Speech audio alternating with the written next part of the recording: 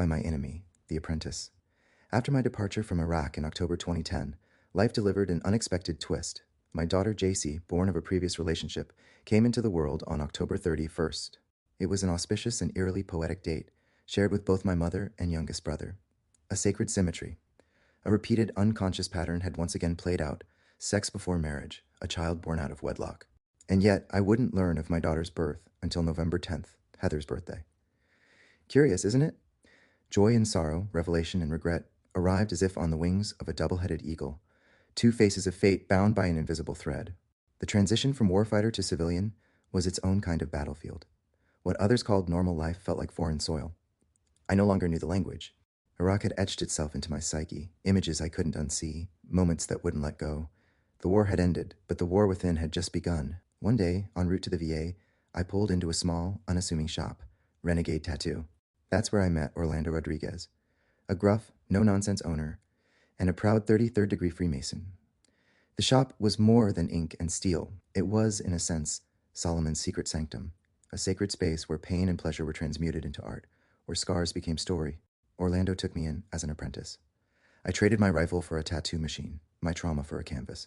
Heather, my fiancée, stood by my side, managing the front desk and learning the art of piercing. Together, we began to rebuild, crafting something new from the wreckage. In that studio, I was no longer just a soldier trying to survive. I had become a student of the craft, drawn deeply into the world of science and symbols. I studied them not merely with interest, but with a sense of inheritance, as if I had been born from them. 62,400 repetitions make one truth, Aldous Huxley. Tattooing did not come naturally. My hands, once calibrated for combat, trained to break and defend, now trembled in the delicate art of creation. The muscle memory of war had to be retrained, repurposed. But it was there, hunched over humming machines and living skin, that I came to understand a different discipline, the sacred grind of repetition. They call it elbow grease, that rarefied space where mastery lives. No shortcuts, just presence, just process. Put in the work, one stroke, one breath, one line at a time. It was never about perfection, it was about persistence. Repetition became revelation. In that same space, I stumbled upon a different kind of wealth, the hidden treasures buried in books, not the currency of the world, but the riches of meaning, insight, and soul. Each volume opened like a vault, rubies of wisdom, diamonds of truth, emeralds of perspective. The more I read, the richer I became.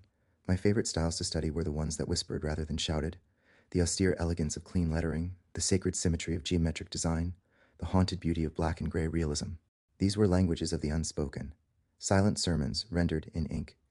And so I began to rewrite my story. The sword had become the pen, the battlefield, a canvas. The war within, somehow slowly quieted by the meditative humming of the rhythm of the needle. Music, Pachelbel, Canon in D major, P37, Bo-Katan cries, and Mando Mary.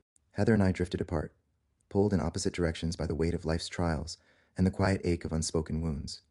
Separation came not with anger, but with the slow unraveling that often follows deep sorrow. But time, ever the patient teacher, has a way of revealing what truly endures. Months passed, and in the stillness we found our way back to each other, not in haste, but in humility. What we had was not lost, it had simply been tempered.